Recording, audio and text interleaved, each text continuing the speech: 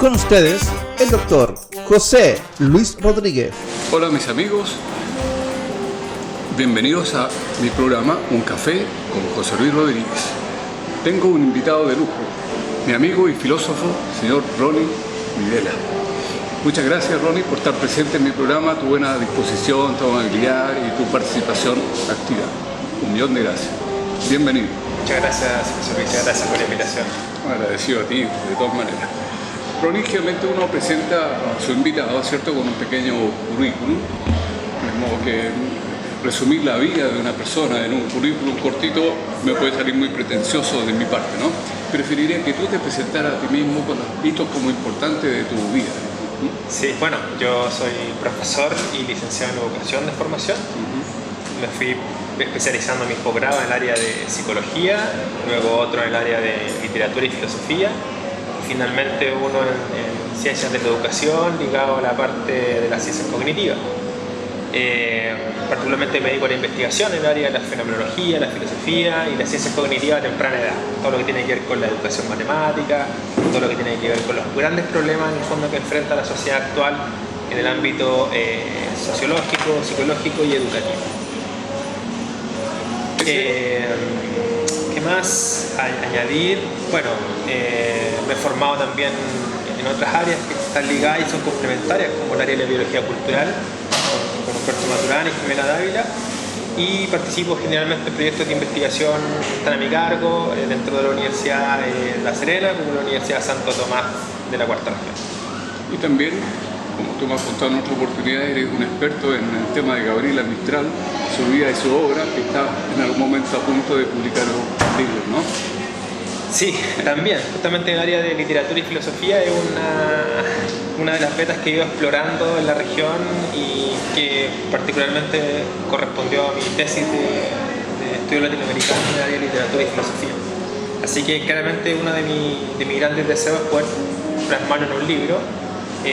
Previamente ya se publicó un artículo en una revista de filosofía sobre Gabriel y actualmente estoy preparando un segundo o tercer libro, pensando cuál sale primero, que se llama La textura del mundo.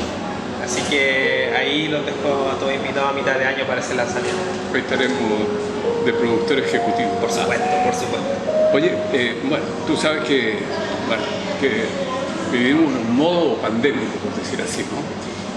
Que se ha manifestado en todas las expresiones del ser humano, incluso en animales también, ¿no? Pero hablando del ser humano se ha expresado en distintas biologías, en política, en economía, en muchas cosas, y me parece súper interesante tener un punto de vista filosófico. ¿Cómo ves tú la pandemia desde el punto de vista filosófico, desde el punto de vista psicológico? Y me gustaría que te hicieras tú como una primera pregunta a ti mismo, digamos, que abriría el tema para las otras 4 preguntas que quiero hacer. Por favor. Sí, en realidad hay varias preguntas que pueden surgir. Una pregunta puede ser en el marco global de lo que estamos viviendo respecto a diferentes perspectivas teóricas y filosóficas que pueden dar luz acerca de, por ejemplo, la ética, la moral, la toma de decisiones, por ejemplo, cuando un paciente ya con el virus hasta sus últimas raíces tiene que decidir si muere o no muere, un doctor tiene que tomar esas decisiones. Por lo tanto, se pueden abordar problemas de ese tipo. Ahora, la pregunta que yo me haría para ser un poco más específico dentro de todas las opciones que tenemos es qué nos está pasando, qué nos está sucediendo en el fondo, particularmente nuestro modo de vivir. Y una de las exploraciones y aproximaciones que yo considero relevante abordar es que nos ha pillado esta pandemia en una dinámica particularmente conflictiva en el ámbito personal y social que vivimos específicamente en nuestro país.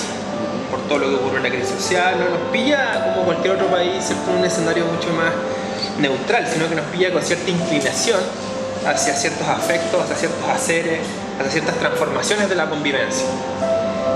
Y uno de los aspectos que yo considero relevante desde una reflexión mucho más filosófica y diríamos específicamente fenomenológica, en realidad qué nos pasa a nosotros, qué nos sucede con nuestro cuerpo, con nuestra vida, con nuestras emociones, es que se ha producido una variación de la vida íntima. ¿Y esto qué quiere decir en términos bien simples? Que todo aquello que estábamos acostumbrados a hacer y que se nos presentaba como algo habitual, disponible a nuestra práctica cotidiana, de repente ha sufrido una especie como de inversión. Es verdad que antes nos movíamos con mucha más soltura y de repente nos encontramos todos en cuarentena, ¿cierto? Confinados en nuestros hogares, y parece ser que a esa habitualidad de estar en nuestros hogares con nuestros seres queridos en un marco de coerción de nuestra libertad ha maximizado otras formas de ser, que llamamos variaciones de nuestra existencia, que no estaban consideradas en nuestro diario vivir. Y esas han tenido enormes consecuencias en varios aspectos de nuestras vidas. Un aspecto que podemos considerar importante tiene que ver con el lugar que ocupa el domicilio, el hogar, nuestra casa, respecto al conjunto de acciones que organizamos y cómo éstas se han transformado en el devenir cotidiano. Un aspecto que yo considero muy relevante y que lo estuvimos discutiendo con un colega en un artículo que no alcanzamos a publicar porque nos falta terminar, es que se produce un fenómeno súper interesante respecto a lo que nosotros llamamos lo cotidiano. Hay un filósofo chileno, heredero de la tradición filosófica italiana, que es Umberto Giannini, un filósofo de la Universidad de Chile, que murió hace un tiempo, y que tiene un libro que se llama La arqueología de la experiencia, una reflexión cotidiana. Y en ese texto él define lo cotidiano como algo súper interesante, que le llama de la siguiente manera: lo que pasa cuando nada pasa. Así le llama Giannini lo cotidiano, a aquello que no repercute o que no erosiona nuestro diario vivir, porque se mantiene en el fondo dentro de nuestro trasfondo implícito de habitar. Entonces nosotros nos preguntamos en ese texto particularmente es si esa condición de lo cotidiano es posible llevarla a este plano de confinamiento, de cuarentena. ¿Qué sucede cuando estamos en confinamiento y en cuarentena? Se maximizan nuestros sentidos. Ahora, no hacia afuera, porque lo único que tenemos hacia afuera en el fondo son las restricciones materiales, concretas, ¿cierto? Físicas, sobre todo los que viven en departamentos, ¿cierto? Y generalmente lo que se produce es una inversión hacia uno mismo, es decir, me encuentro más conmigo mismo.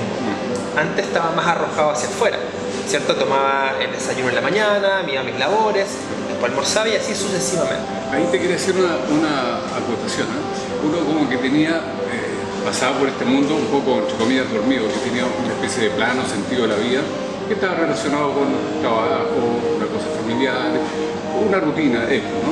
Pero de repente con esto te cambia un poco ese aspecto al que no estábamos preparados, o sea, nos estamos como autoinventando casi diariamente en todos los aspectos, ¿no? Entonces tiene que ver un poco con el sentido de la vida que le estamos dando ahora. Entonces, uno de los cambios, a mi modo de ver, que puede ser internamente, el cambio psicológico, ¿cierto? Cómo nos adaptamos a esta nueva situación, por un lado. Y cómo ve, desde tu punto de vista, la filosofía, incluso la psicología, este cambio de vivencia o cambio de sentido de la vida, ¿no? Exacto. De hecho, Viktor Frankl, un psiquiatra y filósofo alemán, se pregunta en uno de sus libros sobre el sentido del humano, sobre la búsqueda del sentido del humano. Y la gran pregunta que nosotros tenemos ahora es la misma, en el fondo. ¿Cuál es nuestro sentido?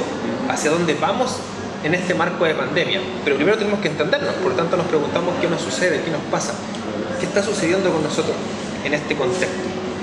Entonces, imaginémonos, o más bien, representemos lo que hemos estado viviendo todo este tiempo, que es estar de una u otra manera confinado, y las repercusiones que eso tiene en nuestro diario vivir. Una repercusión, y tú como oftalmólogo, José Luis, nos podrás ahí complementar, es la percepción visual. O sea, si hay algo que hemos perdido, esa extensión de nuestra percepción visual, sobre todo aquellas personas que viven y que están en el fondo acorazadas por murallas de hormigón. Particularmente nuestra percepción hoy día se está de una u otra manera revolcando con nuestros propios objetos que siempre estuvieron ahí. Y ahí una reflexión filosófica importante. siempre las cosas han estado ahí, entre comillas, como objetos que están en nuestra mesa, la televisión, el comedor, nuestra biblioteca, la cocina, pero de pronto esas cosas que estaban ahí pareciera que hubiesen tomado una forma de vida distinta. Es una transformación casi animista. ¿A qué me refiero con esto? A que ya el comedor, que para nosotros era el lugar donde nos encontrábamos a comer, a tomar el té, ¿cierto? Y compartir lo que habíamos hecho durante el día, hoy se ha transformado en nuestras oficinas. La mayoría de las personas que tienen que trabajar, ¿cierto?, en línea o de manera remota, han de una otra manera deprogramado y reprogramado los espacios.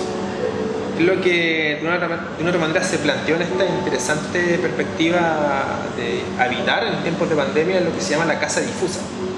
O sea, la casa ya no tiene la misma consistencia que tenía cuando nosotros no estábamos en pandemia. ¿Por qué? Porque se han exacerbado justamente las relaciones que yo tengo con los objetos. Hay un filósofo francés que se llama Michel Serres que hace una distinción entre espacio y lugar. Antes, en ese habitar mínimo que teníamos en nuestra casa, porque pasábamos nuestras organizaciones de trabajo, nosotros habitábamos un espacio. Es decir, las cosas parecían como que estuviesen distantes de uno, pero siempre estaban ahí. Ahora, con el tiempo que estamos dentro de la casa y habitamos continuamente allí, ese espacio que nosotros veíamos como distante se ha transformado en nuestra propia extensión de nuestras percepciones, sentimientos y emociones. Por lo tanto, ahora le connotamos lo que él llama el lugar, en aquello que da sentido a nuestra vida. Es un poco paradójico, porque aquello que nos da sentido a nuestras vidas, al estar más inmerso en uno mismo, producto de que estamos más tiempo en el lugar, se contrapone, ¿cierto? O más bien paradojalmente se conserva en otro dominio como algo también sin sentido, en el ámbito de que no sabemos muy bien qué es lo que nos espera mañana en términos de nuestro devenir como sociedad. Yo creo que se ha exacerbado en algún tipo de gente que se dedica más un poco a pintar, a hacer cosas manuales, a mirar películas, a interpretarlas de otra forma. A lo mejor todas esas cosas que no teníamos como un poco en segundo plano, lo damos por hecho, ¿no? Yo conozco gente que se dedica un poco a la música, a dibujar, a pintar, a sacar fotos, una serie de cosas. Entonces uno se replantea esa intimidad hacia los mismos sentidos de uno. Que antes era un poco, pasaban de largo, lo teníamos, estábamos presentes. Completamente. De hecho, esa reinmersión hacia uno mismo, o esa vuelta hacia uno mismo, es forzosa. No es una deliberación que uno pudiese decir consciente, porque de pronto nos encontramos de una otra manera exigidos por las normas, ¿cierto?, por los protocolos sanitarios, envueltos en nuestro propio hogar. Y en ese espacio en el cual nosotros nos encontramos empiezan a suceder un montón de cosas que para nosotros comienzan a tener nuevas formas de encontrar un espacio nuevo para explorar. Por ejemplo, entonces, a lo que decía recién, es que aquellos espacios que nosotros mirábamos de manera muy fría y que generalmente no le otorgábamos mayor importancia porque asumíamos que estaban ahí, de pronto se transformaron en aquellos espacios que empezaron a darnos nuevas formas de sentido. Por ejemplo, un nuevo lugar de la casa que nunca habíamos ocupado, pero que producto de estas consecuencias de la pandemia estamos obligados a ocupar, ya porque estamos todos en casa, porque estamos más tiempo, porque los niños tienen que estudiar. Hemos encontrado otros escondites, otros resguardos, y hemos visto la casa ya no como la veíamos antes, sino que la vemos en todo su esplendor, al punto mismo de confrontarnos con nuestra propia existencia. O sea, en el fondo decir, pero ¿cómo si yo siempre estuve acá? ¿Qué hizo ahora que esto ahora se exacerbe, cambie y se transforme en un nuevo modo de vivir? ¿Cuáles son las consecuencias que tiene para mi vida, para la de mi entorno?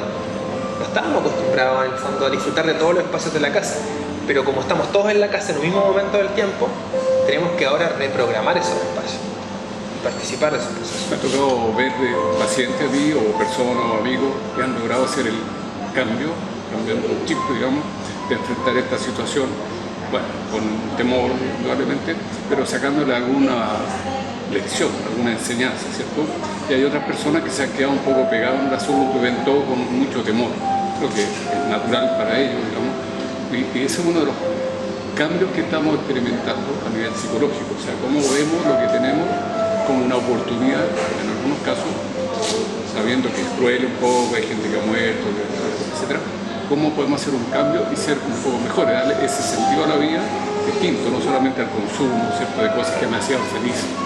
Y ahora a lo mejor me hace más feliz estar contento sacando una foto, una plantita, una flor o plantando algo y no tanto consumiendo cosas, ¿no? Exacto. Exacto. Yo creo que eso ha sido uno de los grandes aprendizajes, las exploraciones de esos lugares poco concurridos. Hoy día hay una vida mucho más concurrente, pero en ese espacio mismo de nuestro hogar se abren nuevas formas. Entonces, al final, entre comillas, siempre hemos estado ahí, nuestro cuerpo en interacción con otros, los objetos, pero ahora aprendemos y tuvimos que aprender a mirar, aprender a tocar, aprender a sentir de nuevo. Y eso pasa porque estamos más tiempo en un lugar, porque nos encontramos en él.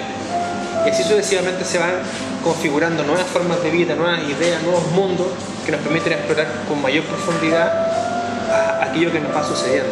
Tiene que ver además con la comunicación que uno puede tener con las personas, ¿no?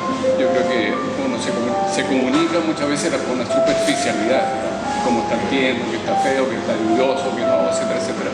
Pero como uno, lo que siento yo con respecto a lo que nos está pasando en global, ¿no? Y en forma particular internamente a uno.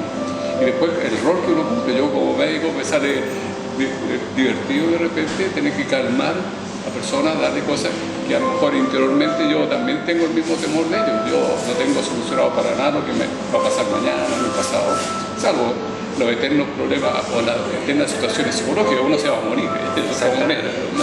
Ojalá que se demore un poco el cuento, pero esta pandemia te da la posibilidad de pensar qué pasa si me muero más rato, qué cosas tengo que hacer, qué me gustaría hacer, con quién me gustaría hablar, a quién le pediría disculpas en esta vida, cosas que antes uno pensaba que era la vida eterna.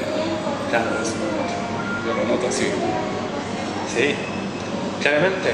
De hecho, una gran pregunta que uno se puede hacer es acerca de la muerte. Justamente se nos presenta como como una orientación existencial. O sea, dentro de nuestra vida, la caducidad de nuestra existencia es parte natural de nuestro devenir como seres humanos.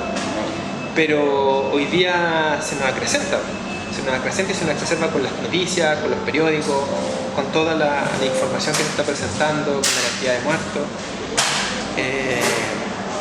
La presencia de la muerte también es un problema filosófico y también radica justamente en esta pregunta que nos hacemos sobre nosotros mismos, sobre lo que tú recién mencionabas, José Luis, que es muy cierto. O sea, hay una necesidad en el ambiente de orientar nuestras acciones hacia el consumo, hacia las cosas más superfluas, hacia lo material, entendiendo lo material como algo aditivo a nuestra propia existencia.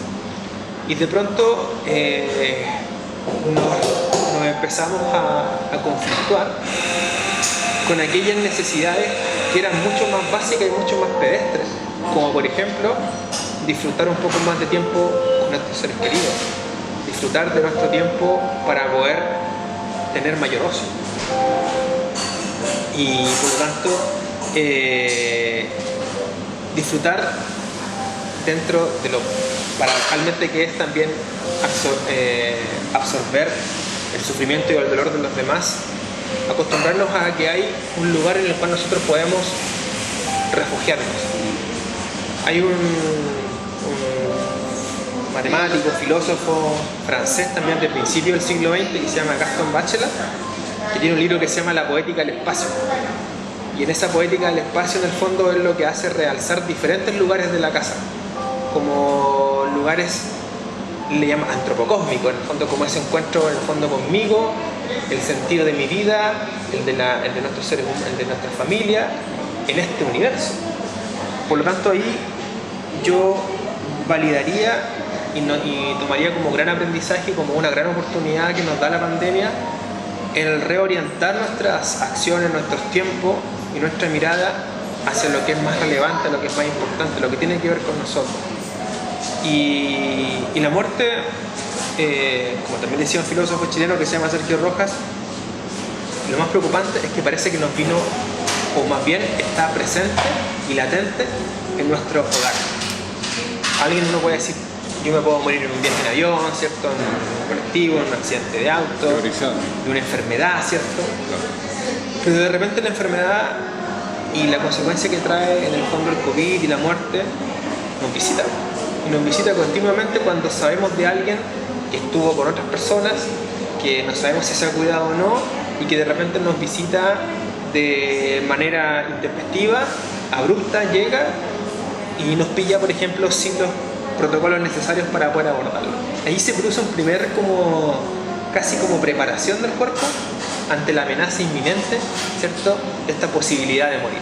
Yo me imaginaba un poco nosotros como seres humanos que caminamos por este mundo, venimos algo misterioso, vamos a otra cosa igualmente misteriosa, como le damos sentido a lo que tenemos, siempre acompañado de la vida y de la muerte. Yo cuando hablaba con algunas personas de la muerte, vos que estás deprimido, pero es nuestro compañero habitual, la vida también. Exacto.